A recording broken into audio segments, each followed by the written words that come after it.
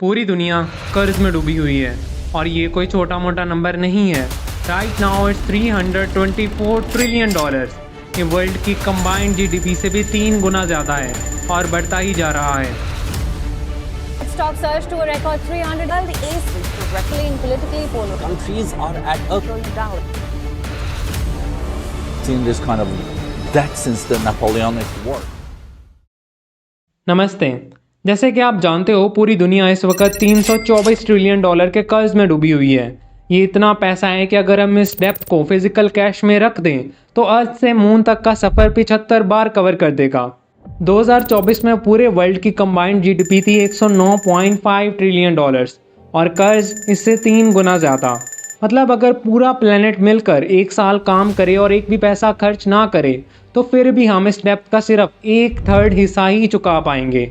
और अगर इस डेप्थ को हर इंडिविजुअल पर्सन में डिवाइड कर दें तो 8.1 बिलियन लोगों में से हर एक के सर पर लगभग $39,000 का कर्ज होगा।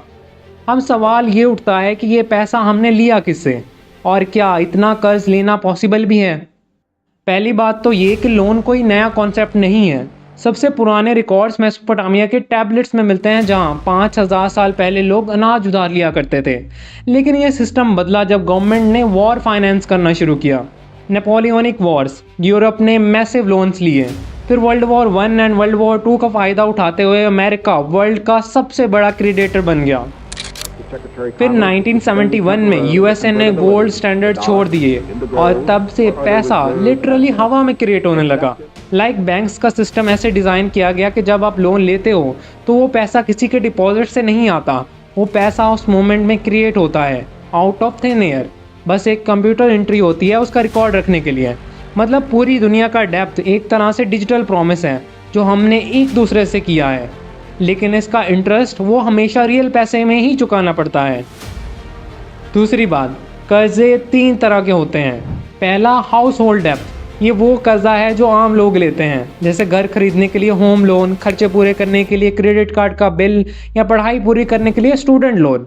आज की डेट में ये फिगर लगभग $60 ट्रिलियन के आसपास पहुंच चुका है। मतलब पूरे वर्ल्ड का कंबाइंड हाउस होल्ड डेप्थ एक छोटी मोटी कंट्री खरीद सकता है।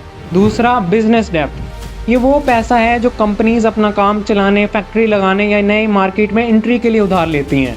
और ये डेप्थ का फिगर $165 ट्रिलियन तक चढ़ गया है। और इसमें से भी $70 ट्रिलियन का डेप्थ तो सिर्फ फाइनेंशियल सेक्टर होल्ड करता है। मतलब बैंक्स, जी हाँ बैंक्स, वो भी एक दूसरे से लोन लेती हैं। तीसरा, गवर्नमेंट डेप्थ। सरकारें अपनी पब्लिक सर्विसेज चलाने, रोड बनाने या इमरजेंसी में मदद देने के लिए लोन लेती हैं, वो भी बिना टैक्सेस बढ़ाए। और ये डेप्थ का फिगर $91 ट्रिलियन क्रॉस कर चुका है। ये पैसा मोस्टली दूसरी कंट्रीज़ के ग्लोबल इंस्टीट्यूशन से आता है, जैसे IMF, वर्ल्ड बैंक या फिर इन्वेस्टर्स को बॉन्ड बेचकर।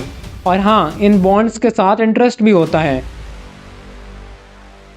ये एक साइकिल है जिसमें पैसा बैंक से निकलता है और इंटरेस्ट के साथ वापस आता है और सिस्टम चलता रहता है जब तक कोई बड़ा क्रैश ना हो। जैसे ग्रेट डिप्रेशन 1929, जहां स्टॉक मार्केट क्रैश होने से बैंक्स कोलैप्स कर गए थे। ऐसे ही 2008 में फाइनेंशियल क्राइसिस आया जिससे हाउसिंग मार्केट का बबल फूट गया। और हर बार गवर्नमेंट ने नए लोन लेकर और ज़्यादा डेप्थ क्रिएट किया ताकि इस सिस्टम को बचाया जा सके। और इस तरह टोटल डेप्थ बढ़ता ही चला गया। $324 ट्रिलियन डेप्थ का मतलब ये नहीं है कि हम कल ही बैंकरप्ट हो जाएंगे। इसका मतलब ये है कि अगर कोई बड़ा ग्लोबल रिसेशन आया तो पूरे सिस्टम का हाउस ऑफ द कार्ड गिर सकता है। इसीलिए एक्सपर्ट्स का कहना है कि हम एक ग्रेट रीसेट की तरफ जा रहे हैं। एक ऐसा मोमेंट आएगा जहां पूरा ग्लोबल फाइनेंशियल सिस्टम दोबारा रीडिज़ाइन होगा। जब वो दिन आएगा, आपके बैंक अकाउंट में जो नंबर दिख रहा है शायद वो वैसे का वैसा ना रहे। और जब सिस्टम रीसेट होता है तो नए लीडर्स और नए आइडियाज़ के लिए जगह बनती है। इन दी एंड सवाल ये नहीं है कि हम किसके कर्जदार हैं, अब सवाल ये है कि ये गेम कौन खेल रहा है और इसका एंड कैसा होगा। अपना ख्याल रखिएगा, मिलते हैं नेक्स्ट वीडियो में।